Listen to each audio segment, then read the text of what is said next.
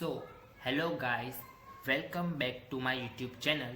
मेरा नाम है मिहिर अग्रवाल और आप सबका स्वागत है मेरे नर्सिंग के यूट्यूब चैनल पर। और आज हम पढ़ने वाले हैं नर्सिंग रिसर्च। और नर्सिंग रिसर्च में आज का हमारा मेन टॉपिक है रिसर्च ऑब्जेक्टिव्स। यानी आपको पता होगा कि जब भी हम रिसर्च की स्टडी करते हैं तो उसमें हम रिसर्च स्टेटमेंट लिखते हैं और रिसर्च स्टेटमेंट के बाद हम प्रॉब्लम लिखते हैं। देखिए प्रॉब्लम का पोर्शन कवर हो चुका है, तो अब प्रॉब्लम के बाद हमारा मेन मोटिव है ऑब्जेक्टिव्स, जो हम 3 पॉइंट्स में ऑब्जेक्टिव्स लिखते हैं। पर ऑब्जेक्टिव्स बनते कैसे हैं, बनाते कैसे हैं, वो हम देखेंगे आज की इस वीडियो में। तो शुरू करते हैं बिना किसी टाइम वेस्ट के।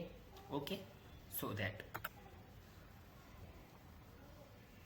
सबसे पहले इंट्रोडक्शन ऑफ रिसर्च ऑब्जेक्टिव, यानी रिसर्च ऑब्जेक्टिव का इंट्रोडक्शन कैसा होता है। तो the purpose of research is to discover answer to question through the application of scientific method. यानी जब भी हम नर्सिंग रिसर्च की जो भी रिसर्च करते हैं, मतलब हम जब भी नर्सिंग की रिसर्च करते हैं तो उसमें जो भी ऑब्जेक्टिव्स हम ढूंढते हैं वो कैसे ढूंढते हैं। तो सपोज हमारा कोई रिसर्च का टॉपिक है, उसका आंसर यानी उसका क्वेश्चन आंसर हम साइंटिफिक मेथड से ढूंढते हैं, और ये भी एक तरह का प्रिंसिपल ही हुआ। ओके, अब नर्सिंग रिसर्च में हम जब भी कोई ऑब्जेक्टिव्स निकालते हैं तो उसका एम होता है। वो एम क्या होता है, यानी हम नर्सिंग रिसर्च में ऑब्जेक्टिव्स क्यों ढूंढते हैं। तो यहाँ पे लिखा है research is to find out the truth which is hidden and which has not been discovered as yet। यानी नर्सिंग ऑब्जेक्टिव्स में क्या होता है कि हम जो भी रिसर्च से फाइंड आउट करते हैं, जो भी हम सच पता लगाते हैं जो कि छुपा हुआ है, कुछ छुपी हुई बातें होती है जो हमें नर्सिंग रिसर्च के ऑब्जेक्टिव्स में पता चलती है, जो कि कई बार डिस्कवर हो चुकी होती है, कई बार डिस्कवर नहीं हो चुकी होती है, और उसे हमें डिस्कवर करनी पड़ती है। ओके, तो वो कौन से पार्ट में आता है, नर्सिंग रिसर्च के। और रिसर्च में भी स्पेसिफिक कौन सा पार्ट, रिसर्च ऑब्जेक्टिव्स में। ओके, नेक्स्ट पॉइंट है पर्पस ऑफ रिसर्च ऑब्जेक्टिव। यानी जो भी हम रिसर्च ऑब्जेक्टिव्स के नेक्स्ट स्लाइड पे पढ़े हैं उसका मेन क्या है। मेन हम पढ़ रहे हैं पर्पस। पर्पस का मतलब होता है सिद्धांत। अब फर्स्ट है define the focus of study. यानी नर्सिंग रिसर्च में हमें जो भी कोई भी नर्सिंग रिसर्च का टॉपिक हो, मतलब कोई भी सब्जेक्ट हो XYZ, आप सोच लीजिए कि आप इस सब्जेक्ट पे इस टॉपिक पे स्टडी कर रहे हो, तो उस सब्जेक्ट के उस टॉपिक पर फोकस होना चाहिए, यानी ध्यान लगाना चाहिए, और उस स्टडी के बारे में आपको पता होना चाहिए। Okay, next clearly identify variable measure. Okay, यानी हमें जो भी उनका वेरिएबल्स होता है, यानी अगर कोई रिसर्च हम कर रहे हैं तो उसके वेरिएबल्स होंगे डिपेंडेंट और इंडिपेंडेंट। ओके, जो हम आगे पढ़ेंगे वो हमें पता होने चाहिए। अब वेरिएबल्स में आगे चल के एक और उसका डेडिकेटेड वीडियो बनाऊंगा, so stay connected with me. Okay, next indicate various steps involve. यानी नर्सिंग रिसर्च ऑब्जेक्टिव्स में जो भी वेरियस के जो स्टेप्स होते हैं वो कंप्लीटली इन्वॉल्व होते हैं। ओके, अब उसके स्टेप्स भी उसी में आएंगे। Okay, next establish the limit of the study. यानी नर्सिंग रिसर्च में रिसर्च ऑब्जेक्टिव्स की कोई भी रिसर्च हम करते हैं उसकी एक लिमिट होती है कि हम कहाँ तक स्टडी करेंगे वो। Okay, next avoid collection of any data that are strictly not necessary। यानी हमें ऐसे डेटास को नहीं कलेक्ट करना जो स्ट्रिक्टली नेसेसरी हो, यानी बिन जरूरी डेटा कलेक्शन हमें नहीं करना। ओके, जिसकी हमें जरूरत है वही नर्सिंग रिसर्च के ऑब्जेक्टिव में रहना चाहिए। नेक्स्ट है कैरेक्टरिस्टिक्स ऑफ नर्सिंग रिसर्च। अब उसमें हमारा मेन पॉइंट है concrete statement describing what the research is trying to achieve. यानी कॉन्क्रीट स्टेटमेंट के जो भी डिस्क्रिप्शन होती है वो ये कहती है कि हमें रिसर्च के दौरान क्या अचीव करना है, कैसे अचीव करना है और अचीव करते रहना है। Okay, next point, should be achievable by undertaking the research, यानी हमें रिसर्च को अंडरटेकिंग ऐसे अचीव करना चाहिए। ओके, मतलब नर्सिंग रिसर्च के ऑब्जेक्टिव्स ही मेन पार्ट है जिससे हमें इंफॉर्मेशन मिलती है। Next, grounded in the problem statement. Okay, अब इसमें कुछ समझाने की जरूरत नहीं है। जब भी आप नर्सिंग रिसर्च का कोई भी स्टेटमेंट लिखते हो, उस स्टेटमेंट से आप प्रॉब्लम बनाओगे, प्रॉब्लम स्टेटमेंट, और प्रॉब्लम स्टेटमेंट से आपको उसके कोर कंसेप्ट पता चलेगा कि उसमें आप क्यों रिसर्च कर रहे हो और उसके मेन ऑब्जेक्टिव्स क्या होंगे। Okay, next, presented clearly, concisely, logically और लिंक्ड कंसेप्चुअली, यानी हम जो भी रिसर्च ऑब्जेक्टिव्स निकालते हैं उसमें कुछ बातें जो हमें ध्यान रखनी चाहिए। फर्स्ट, जब भी हम रिसर्च को क्लियरली प्रेजेंट करना चाहिए। सेकंड, कॉन्शियसली होना चाहिए, उसके जो ऑब्जेक्टिव्स होते हैं वो लॉजिकल होने चाहिए और अपने जो रिसर्च के टॉपिक है उससे लिंक्ड यानी कनेक्टेड होने चाहिए। Okay, now back to the next slide. Next slide क्या बोलती है, तो रिसर्च ऑब्जेक्टिव्स शॉर्टकट। अब रिसर्च ऑब्जेक्टिव शॉर्टकट्स में मैंने यहाँ पे एक वर्ड लिखा है जो कि है स्मार्ट। अब स्मार्ट में एस का मतलब होता है स्पेसिफिक, स्पेसिफिक, फिर एम का मतलब होता है मेजरेबल, ए का मतलब होता है अचीवेबल, आर का रिलेवेंट और टी का टाइम बॉन्ड। क्या स्मार्ट का मतलब क्या होता है? स्मार्ट का मतलब होता है specific, measurable, achievable, relevant, time bound.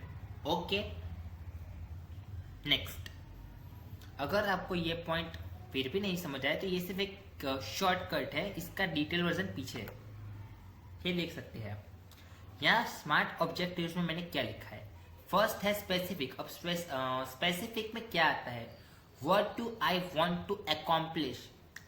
Okay, measurable में क्या आता है, how will I know when it is accomplish. Achievable में आएगा how can the goal be accomplish. Relevant में आएगा does this seem worthwhile, और टाइम बॉन्ड में आएगा when can I accomplish this goal.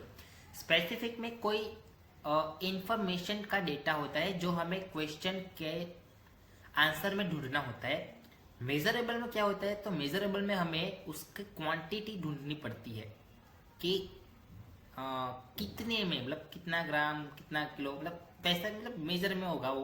Okay, next, achievable, यानी हम अगर नर्सिंग रिसर्च में कोई स्टडी कर रहे हैं और उस पर हमारा ये गोल है कि हम इस लिमिटेड टाइम में इसको पूरा करेंगे, तो वो गोल की जो भी मतलब क्वेश्चन होगा वो आएगा अचीवेबल में। Next, relevant. अब रिलेवेंट का सीधा मतलब है कि वो रिलेटेड किसी से कंपैरिजन में आएगा। और फिफ्थ है टाइम बॉन्ड।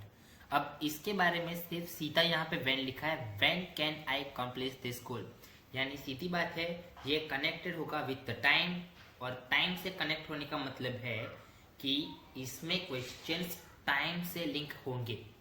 ओके, नेक्स्ट, जैसा कि मैंने कहा था पिछले में स्मार्ट, और स्मार्ट का हम डिटेल वर्जन देख रहे हैं। तो फर्स्ट पॉइंट है स्पेसिफिक ऑब्जेक्टिव्स। ओके, अब specific means answering the question and describe the result of work to be done, यानी जो स्पेसिफिक ऑब्जेक्टिव्स होते हैं, ओके, उसका रिजल्ट क्वेश्चन आंसर डिस्क्राइब करने के कारण से मिलता है। Okay, next, description of this, ये रहा उसका डिस्क्रिप्शन। फर्स्ट पॉइंट क्या बोलता है, anyone reading the objectives should interrupt them in the exact same way, यानी अगर हम ऑब्जेक्टिव्स पढ़ रहे हैं, उसको इंटरप्ट कर रहे हैं, तो वो एग्जैक्ट सेम वे में होने चाहिए। यानी कि ऐसा नहीं कि हम रिसर्च कर रहे हैं पीडिया के और ऑब्जेक्ट आएंगे मेंटल हेल्थ के, ऐसा बिल्कुल नहीं होता। ओके, ये दोनों अलग अलग हो जाते हैं। सेकेंड पॉइंट क्या बोलता है, objective must be describe outcome in an observable and measurable manner, यानी जो भी स्पेसिफिक ऑब्जेक्टिव्स के मस्ट डिस्क्राइब आउटकम्स होते हैं वो ऑब्जर्वेबल और मेजरेबल मैनर में आते हैं। नेक्स्ट, अब स्पेसिफिक जो ऑब्जेक्टिव्स होते हैं उसके दो टाइप के एग्जांपल आते हैं। फर्स्ट कौन सा आएगा, स्पेसिफिक ऑब्जेक्टिव्स, एंड सेकंड कौन सा आएगा, वैग्यू ऑब्जेक्टिव। अब सीधी बात है, स्पेसिफिक ऑब्जेक्टिव का मतलब क्या होगा, स्पेसिफिक ऑब्जेक्टिव्स का मतलब होगा जो 100% सही है। मतलब सीधी बात है, to assess the effect of back massage on anxiety level among post operative cardiac patient in ICU. मतलब इस ऑब्जेक्टिव को देखने से हमें एक स्पेसिफिक डिटेल्स मिलती है और इसमें हर चीज साफ है, back to massage, anxiety level. Okay, तो जो बैक मसाज होता है वो स्पेसिफिक इंटरवेंटेशन होता है, एंजाइटी लेवल वो वेरिएबल होता है, और जो पोस्ट ऑपरेटिव कार्डियक जो पेशेंट होते हैं वो स्पेसिफिक पॉपुलेशन होती है, और आईसीयू मेन होता है वो होती है स्पेसिफिक सेटिंग। ओके, अब बात करते हैं जो सेकंड एग्जांपल होता है जो है वो की वैग्यू ऑब्जेक्टिव। अब वैग्यू ऑब्जेक्टिव का मतलब क्या होता है, यानी कि जो बिल्कुल गलत है। जैसे कि स्पेसिफिक ऑब्जेक्टिव का बिल्कुल अपोजिट। ओके, तो उसमें क्या आएगा, to study the condition of ICU patient after giving care. मतलब इसमें हम कुछ ऐसा लिखेंगे जिससे ये गलत बने। ओके, क्योंकि इसमें ये नहीं बताना, मतलब ये नहीं बताया गया कि आप आईसीयू में कौन से पेशेंट की केयर कर रहे हो, कौन सी नर्सिंग केयर दे रहे हो और किस कंडीशन के पेशेंट को चेक कर रहे हो, उनकी physical health, anxiety level, recovery rate, वो सब हमें नहीं पता। हम उनकी केयर कर रहे हैं तो वो आएगा वैग्यू ऑब्जेक्टिव्स में। Okay, now next. ओके, तो सेकेंड पॉइंट है मेजरेबल ऑब्जेक्टिव्स। अब measurement answer the question how will researcher define the measure the success, यानी इस ऑब्जेक्टिव्स का मतलब ये होता है कि हम जब भी नर्सिंग रिसर्च में किसी पर्टिकुलर सब्जेक्ट के अंदर किसी पर्टिकुलर स्टेटमेंट में उसकी प्रॉब्लम के ऑब्जेक्टिव्स लिखते हैं। ओके, तो उस ऑब्जेक्टिव्स के आधार पे हम उसके क्वेश्चंस बनाते हैं। और सपोज एक क्वेश्चन रिसर्चर ने बनाया, उसमें उसने डिफाइन किया कि मेजरमेंट को सक्सेस कैसे बनाए। तो ये जब क्वेश्चंस, ऐसे क्वेश्चंस जो बनते हैं वो मोस्टली कनेक्ट होते हैं मेजरमेंट आंसर से। और मेजरमेंट का मतलब ही होता है वो क्वांटिटी क्वालिटी चेक करने का। ओके, अब यहाँ मेजरमेंट का मतलब माप पट्टी बिल्कुल नहीं होता। ओके, ये याद रखना। नीचे यहाँ पे लिखा है using the necessary word like quantity, quality, frequency, cost etcetera, यानी मेजरेबल जो ऑब्जेक्टिव्स होते हैं उसमें ज्यादातर कैसे वर्ड यूज होते हैं, जैसे कि quantity, quality, frequency, cost etcetera, यानी कि रिसर्च में कितनी कॉस्ट हुई, उस रिसर्च की फ्रीक्वेंसी कितनी थी, उसकी क्वालिटी कैसी है, क्वांटिटी कौन सी है, किस टाइप की रिसर्च है, डिपेंडेबल है, इंडिपेंडेंट वेरिएबल है, एक्सपेरिमेंटल है, नॉन एक्सपेरिमेंटल है, उसके ऑब्जेक्टिव्स क्या होंगे, उसके क्या होंगे, मतलब उस टाइप में ये होता है। ओके, वैसे हर टाइप में, मतलब आप आगे पढ़ोगे तो आपको पता चल जाएगा कि कौन सी जगह पे एक्सपेरिमेंटल स्टडी आती है और कौन सी जगह नॉन एक्सपेरिमेंटल स्टडी आती है। ओके, सो उसमें भी आपको कंफ्यूज होने की जरा भी तकलीफ नहीं लेने की है, क्योंकि वो भी मैं कवर कर दूंगा या कवर करवा दूंगा एक वीडियो में। Okay, now next, evaluates research outcome against previous standard, यानी जब भी हम किसी रिसर्च के निष्कर्षण पे पहुंचते हैं तो उस रिसर्च का जो भी हमें आउटपुट मिलता है वो प्रीवियस रिसर्च के एकदम सिमिलर मिलता है। Okay, next. अब इसमें लिखा है मेजरमेंट ऑब्जेक्टिव्स के भी टोटल 2 पार्ट होते हैं। एग्जाम्पल में कौन से आएंगे, सो याद रखना, एक आएगा मेजरेबल और दूसरा आएगा नॉन मेजरेबल। ओके, सो मेजरेबल में क्या आएगा और नॉन मेजरेबल में क्या आएगा वो देखते हैं। तो जो नॉन मेजरेबल ऑब्जेक्टिव्स होते हैं वो गलत होता है।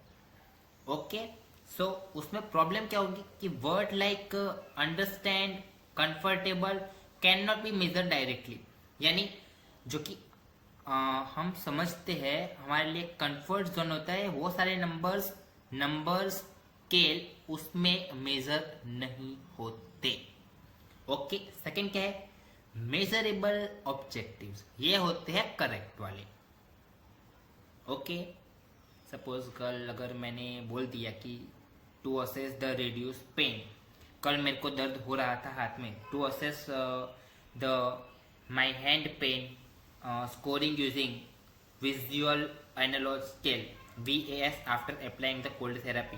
अगर कल मेरे को हाथ में लगा था और मैंने उसका पेन लेवल चेक किया, ओके, और मेरा पेन लेवल आता है 3, तो वो मेजर होता है, वो काउंट होगा।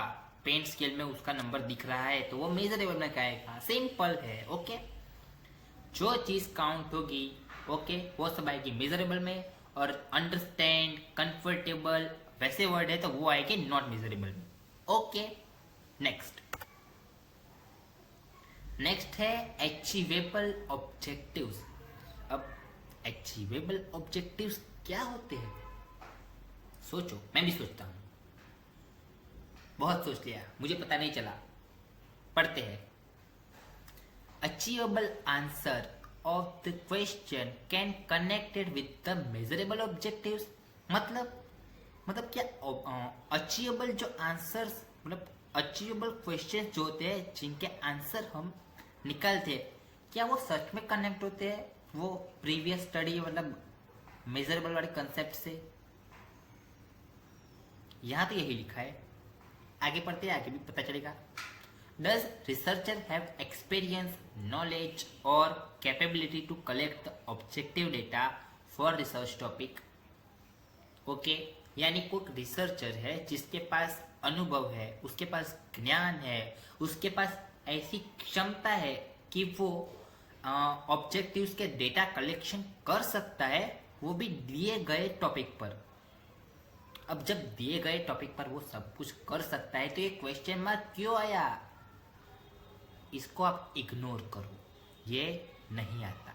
Okay, next, can it be done with in the given time and resources, यानी क्या अचीवेबल जो ऑब्जेक्टिव्स होते हैं वो दिए गए टाइम और दिए गए रिसोर्सेज यानी सामान से उसका काम, मतलब जो भी ऑब्जेक्टिव्स निकालने होते हैं वो निकल सकते हैं? तो मेरा आंसर है डिपेंड्स ऑन रिसर्च टाइम। अगर आपके पास टाइम ज़्यादा है तो आप डीप रिसर्च कर पाओगे। अगर आपके पास टाइम मेरे जैसा हो, मतलब कम टाइम है, आप एक स्टूडेंट हो, स्टडी करते हो, उसके बाद एग्ज़ाम की तैयारी करते हो, दूसरी तरफ आपके पास असाइनमेंट लिखना होता है, तो आपके पास टाइम कम होता है। ओके, सो कम टाइम में भी आप नर्सिंग रिसर्च करते हो तो वो भी एक टाइम फैक्टर बन जाता है। ओके, नेक्स्ट, अब देखो अचीवेबल ऑब्जेक्टिव्स। अब अचीवेबल ऑब्जेक्टिव्स में भी एग्जाम्पल्स के लिए 2 पार्ट होते हैं। First achievable objectives and second non achievable objectives. क्या यहाँ पर हर जगह एग्जाम्पल 2-2 देने पड़ते हैं? तो समझो ये देने ही पड़ते हैं, क्योंकि ये इसके एग्जाम्पल दूंगा तो आपको पता चलेगा कि इसके और इसके बीच में डिफरेंस क्या है। ओके, नेक्स्ट, अब जिस तरह से यहाँ पे लिखा है अचीवेबल, अचीव का मतलब क्या होता है? किसी चीज को प्राप्त करना। ओके, सो मैं आपको बताऊंगा कि अचीवेबल और नॉन अचीवेबल में क्या फर्क होगा। लेकिन एक मिनट, हाँ, तो अचीवेबल जो ऑब्जेक्टिव्स होते हैं उसका मतलब होता है करेक्ट, क्योंकि हमने पिछले भी देखा था measurable objective, non measurable objectives. Okay, तो नॉन, जिसके आगे नॉन लिखा जाता है वो होता है गलत, यानी इनकरेक्ट, और जिसके आगे नॉन नहीं लिखा जाता वो होता है करेक्ट। तो पहले हम देख लेते हैं कि अचीवेबल ऑब्जेक्टिव में क्या आएगा। तो to determine the effectiveness of telephonic counselling in terms of reduction in suicidal impulses of among patient. Okay, अब इसके बारे में मैं डिटेल में आपसे कुछ भी ऐसा कोई कॉन्सेप्ट नहीं समझाऊंगा। ओके, क्योंकि मैं जो आपको पॉइंट समझा रहा हूँ बस आप उसको नोट डाउन करो, ये सिर्फ एक एग्जाम्पल है। और जो भी नॉन अचीवेबल में है सिंपल उसका उल्टा होगा, अचीवेबल से उल्टा। इनकरेक्ट मतलब to determine changes in personality after telephonic counselling of patient with tendency. कैसे? तो मेंटल पेशेंट के। ओके, नेक्स्ट शॉर्ट में बोलूं तो टेलीफोनिक काउंसलिंग से इम्पल्सिस को कम करना अचीवेबल है, पर एक कॉल से किसी की पूरी पर्सनैलिटी बदल देना नॉट अचीवेबल है। ओके, नेक्स्ट फोर्थ नंबर पे क्या बोलते हैं? तो फोर्थ नंबर कहता है रिलेवेंट ऑब्जेक्टिव। अब मैंने पहले भी आपको बोला था, अब भी आपको बोल रहा हूं, relevant answer the question is connected with the should, what और व्हाई। यानी रिलेवेंट ऑब्जेक्टिव्स का जो क्वेश्चन होता है वो मोस्टली कनेक्ट किससे होता है? शुड होना चाहिए, व्हाट और व्हाई। व्हाट क्या और व्हाई क्यों। आपको पता होना चाहिए कि आप ये रिसर्च क्यों कर रहे हैं, आप इस रिसर्च से क्या इवैल्यूएशन कर पाएंगे और आपको ये रिसर्च क्यों करनी चाहिए, ये सब आता है रिलेवेंट ऑब्जेक्टिव्स में। For example, what will be the impact. Okay, next, is this objective aligned with the statement or purpose of study? Obviously yes, क्योंकि ये भी relevant study होती है, ये एक statement और purpose of study के साथ connected होती है। ओके, नेक्स्ट relevant study के जो मतलब relevant objectives होते हैं उसके examples होते हैं, और उसके examples देने से पहले मैं आपको ये बता दूं उसके दो सब टाइप होते हैं। जैसे आपने हर जगह देखे होंगे, हर एक स्मार्ट के हर एक पॉइंट पर हमने दो दो पॉइंट देखे सब टाइप्स। तो पहला है रिलेवेंट ऑब्जेक्टिव्स। अब रिलेवेंट ऑब्जेक्टिव्स का मतलब क्या होता है कि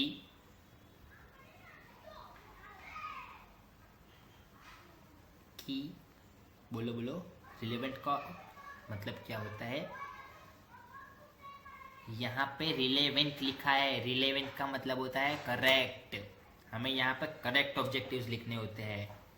और इरिलेटिव ऑब्जेक्टिव का मतलब क्या होता है? जो कि गलत है, इनकरेक्ट है। ओके, अगर मैं आपको यहाँ पर इन दोनों का एक बेस्ट एग्जांपल दूं और आपको एक ही बार में समझा दूं तो सुन लो। स्टाफ नर्सेज में इन्फेक्शन कंट्रोल की जो नॉलेज चेक करने के लिए पीडियाट्रिक नर्सिस का स्टडी करवाना होता है, मतलब जो पीडियाट्रिक नर्सिस होती है वो स्टडी करते हैं, वो रिलेवेंट है। पर उनके खाने में क्या पसंद है, मतलब फूड प्रिवेंशन, ये चेक करना या उसकी स्टडी के लिए ये नॉन रिलेवेंट है। फिर से बोलता हूँ, ध्यान से सुनो। स्टाफ नर्सिस की जो इन्फेक्शन कंट्रोल की नॉलेज होती है, बराबर, उसे चेक करना सेकेंड पॉइंट। पीडियाट्रिक नर्सिंग की स्टडी हम जो करते हैं वो होती है रेलेवेंट। क्यों? क्योंकि पीडियाट्रिक नर्सेस इन्फेक्शन कंट्रोल में भी काम करती है, पर specifically paediatric nursing food prevention में काम करती है और वहाँ ही चेक करती है, तो ये बिल्कुल नॉन रिलेवेंट है। वो हर जगह पे काम करती है इसलिए। ओके, नाउ नेक्स्ट पॉइंट क्या है? The most IMP for the research data collection. और फिफ्थ पॉइंट है स्मार्ट का last T, time oriented. Time oriented answer the question, यानी टाइम ओरिएंटेड के हमें आंसर्स देने हैं। When it will be done, connected with the time, यानी ये टाइम से कनेक्टेड होता है। मतलब टाइम से कनेक्टेड वाले जितने भी ऑब्जेक्टिव्स या क्वेश्चन हम बनाते हैं वो सारे आएंगे टाइम ओरिएंटेड में। This research objectives has clear deadline and checkpoint connected with the fact. मतलब इस रिसर्च के जितने भी ऑब्जेक्टिव्स, क्लियर डेडलाइन और चेक पॉइंट होते हैं वो हकीकत के साथ कनेक्टेड होते हैं, इसलिए इसको टाइम ओरिएंटेड के साथ गिना जाएगा। अब इसके मोस्टली एग्जाम्पल के कितने सब टाइप है? 2। यानी कौन कौन से? तो फर्स्ट है टाइम ओरिएंटेड और सेकंड है नॉन टाइम ओरिएंटेड। ओके, अब टाइम ओरिएंटेड वाले में एग्जैक्ट टारगेट यानी टाइम 13 डे का दिया जाता है। अब 13 डे सिर्फ एक एग्जाम्पल है, आप इसको कंप्लीटली सही मान के मत चलो, बरोबर। जबकि दूसरे वाले में कोई डेडलाइन फिक्स नहीं होती, यानी कोई आपको टाइम नहीं दे चाहता या कोई लिमिट नहीं होती, तो वो होता है नो टाइम ओरिएंटेड। ओके, अब हमने यहाँ पे टाइम ओरिएंटेड भी देख लिया, तो अब चलो आगे की ओर बढ़ते हैं। ओके, नेक्स्ट पॉइंट क्या बोलता है? तो रिसर्च ऑब्जेक्टिव वर्किंग। ओके, अब ये पॉइंट होता है सबसे बड़ा इम्पोर्टेंट पॉइंट, क्योंकि एक तरफ लिखा है स्ट्रॉन्ग वर्ब और दूसरी तरफ लिखा है वीक वर्ब। स्ट्रॉन्ग यानी मजबूत, वीक यानी थोड़ा कमजोर।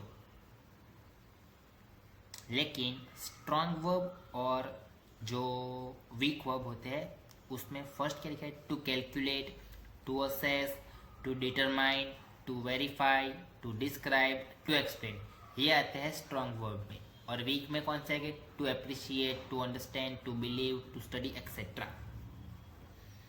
ओके, यानी हम स्ट्रॉन्ग वर्ब की बारे में सिर्फ एकदम स्मार्ट स्टडी कर लेते हैं, तो जिसकी गिनती कर सकते हैं, जिसकी जांच कर सकते हैं, जिसका पता लगा सकते हैं, साबित कर सकते हैं, एक्सप्लेन कर सकते हैं, वेरीफाई कर सकते हैं, समझा सकते हैं, वो सब स्ट्रॉन्ग वर्ब में आएगा। लेकिन वीक वर्ब उसमें क्या आएगा? तो कि किसी टॉपिक को पसंद करना, अब किसको ना पसंद करना, फिर किसी को समझाना। हर किसी को समझाने का लेवल अलग अलग होता है, कोई समझ जाता है इजीली, कोई इजीली नहीं समझता, कोई इजीली बिलीव करता है, कोई नहीं करता। स्टडी करना, मेहनत करना, मानना, पढ़ना एक्सेट्रा, वो सब आता है वीक वर्ड में। नेक्स्ट, यस, ये सबसे मोस्ट आईएमपी है, the difference between research AIIMS versus research objectives. एक तरफ मैंने लिखे हैं एम्स, तो दूसरी तरफ है ऑब्जेक्टिव्स। तो पहले एक बार हम इसे पढ़ लेते हैं, फिर इसको हम सिर्फ समझेंगे। तो एम का मतलब क्या होता है और ऑब्जेक्टिव्स का मतलब क्या होता है, ये आपको मैंने बता दिया है। Aim is overly goal to achieve by study. जो भी हम गोल मतलब गोल अचीव करते हैं, वो उसका मेन पर्पस क्या होता है? Study. Usually written in broad term and what research hope to achieve the end research project. Next, research aim and severe objectives to facilitate achievement. Okay, next, अब ये AIIMS वाला पार्ट हमने देख लिया है, तो अब एम्स वाले पार्ट को ही पूरा समझते हैं कि ये एम्स का पार्ट मेनली बोलता क्या है। तो it is overall goal to be achieved by study, usually written in broad term showing what the research hope to achieve by end. A single research aim can have severe objective to facilitate research. I think ये मैंने दूसरी बार पढ़ा है। Research M यानी मकसद क्या होता है? एम यानी हमारी स्टडी का एक ओवरऑल और ब्रॉड गोल होता है, यानी एक बड़ा मकसद होता है। ये बताता है कि रिसर्च खत्म होने पर हमें क्या हासिल करना है और पूरी रिसर्च का सिर्फ एक ही मेन मकसद होता है। सेकेंड पॉइंट क्या होता है? रिसर्च ऑब्जेक्टिव्स, जो कि हम पढ़ रहे हैं अभी। Steps taken by research to achieve the aim. Okay, next, objectives are the specific statement and last define measurable outcome. अब रिसर्च ऑब्जेक्टिव्स का मतलब होता है कदम। ऑब्जेक्टिव्स वो स्पेसिफिक स्टेप्स या छोटे छोटे कदम है जिसको हम उस बड़े एम को पाने के लिए उठाते हैं। एक बड़े एम को पूरा करने के लिए हमारे पास कई सारे ऑब्जेक्टिव्स होते हैं। उन सबको मिलाकर हम एक एम यानी एक बड़ा क्या बोलते हैं मकसद होता है वो बनाते हैं, जिससे हम रिसर्च की स्टडी को पूरा कर पाते हैं। ओके, अब आगे। हाँ, मतलब हमने आज पूरा का पूरा एक नर्सिंग रिसर्च ऑब्जेक्टिव का टॉपिक पढ़ा है। पर मैं आपको यहाँ बता दूं कि आपको अगर बाई चांस यूनिवर्सिटी में पूछा जाए रिसर्च ऑब्जेक्टिव्स 5 मार्क्स में या 10 मार्क्स में, तो आपको पहले क्या लिखना है? दोनों बता रहा हूँ कि आपको पहले लिखना है ये इंट्रोडक्शन, ये 3 लाइन्स, फिर ये एम्स लिखने के बाद पर्पस तो आपको लिखने ही है। ये 5 पर्पस है। Define the focus of study, clearly identify. Okay, ये आपको लिखना है पर्पस। फिर आपको ये कैरेक्टरिस्टिक्स भी लिखनी है और द रिसर्च शॉर्टकट ऑब्जेक्टिव्स, सिर्फ स्मार्ट, और ये आइडेंटिफाई करना है। अगर 5 मार्क्स का क्वेश्चन है तो इतना ही लिखो। अगर वो क्वेश्चन 8 मार्क्स का है या 10 मार्क्स का है तो आपको ये स्पेसिफिक जो मेजरेबल, अचीवमेंट, रिलेवेंट और टाइम बाउंड है वो आपको लिखना है। कैसे? तो आपको ये लिख देना है। ओके, फिर आपको स्पेसिफिक ऑब्जेक्टिव से सिर्फ एक पॉइंट उठाना है, फिर उसके एग्जाम्पल एक्सप्लेन करने हैं, फिर वैसे ही आपको मेजरेबल का एक पॉइंट उठाना है, फिर उसके एग्जाम्पल एक्सप्लेन करने हैं। सिमिलर थर्ड अचीवेबल में आपको यही करना है, उसका भी एग्जाम्पल्स लिखना है। और रेलेवेंट में आपको क्या करना है, क्वेश्चंस किस तरह बनते हैं वो आपको सिर्फ लिखना है और उसका एग्जाम्पल लिख देना है। और उसके बाद आपको टाइम ओरिएंटेड, यानी ये तो आपको लिखना ही है। अगर आपको पेजेस ज़्यादा हो जाए या कम हो जाए तो आप एक आधा टॉपिक स्किप कर सकते हैं, लेकिन आपको 8 से 10 पेज लिखना है, उससे ज़्यादा नहीं लिखना है। 10 मार्क्स के लिए ये इनफ होता है। Okay, next. ये आपको सिर्फ एक डायग्राम टेबल बना के इसको शॉर्ट में लिख देना है। ये आपके मार्क्स दिलाने में काफ़ी मदद होएगा, मतलब मददगार बन सकता है। आपको ये तभी लिखना है जब आपको लगे कि हाँ इसका क्वेश्चन, या क्योंकि ये 2 मार्क्स से 3 मार्क्स में आता है तो अलग क्वेश्चन होने के नाते आपको इसे उस क्वेश्चन में ऐड करने की ज़रूरत नहीं है। ओके, सो बस तब तक के लिए इतना ही। Thanks for watching. अगर आपको ये वीडियो पसंद आए तो don't forget to subscribe for Simpling Nursing Concept. Hit the subscribe button and bell icon or join our community for weekly specific Simpling Nursing notes. यानी अगर आपको आगे मेरे नर्सिंग चैनल के वीडियोस देखने हैं तो मेरे चैनल को सब्सक्राइब कीजिए। नेक्स्ट मिलते हैं सैटरडे को, और मेरा उस दिन कम्युनिटी हेल्थ नर्सिंग का एक लेक्चर आएगा जिसमें मैं आपको सिखाऊंगा कि 5 ईयर प्लान होता क्या है और 5 ईयर प्लान्स कितने हैं, कितने साल तक जाएंगे, कितने थे, वो सब मैं आपको डीपली पढ़ाऊंगा। और नेक्स्ट आपको इसके बाद नर्सिंग रिसर्च में क्या पढ़ना है वो मेरे को कमेंट कर देना। ओके, मिलते हैं तब तक के लिए अगले वीडियो में। Good bye.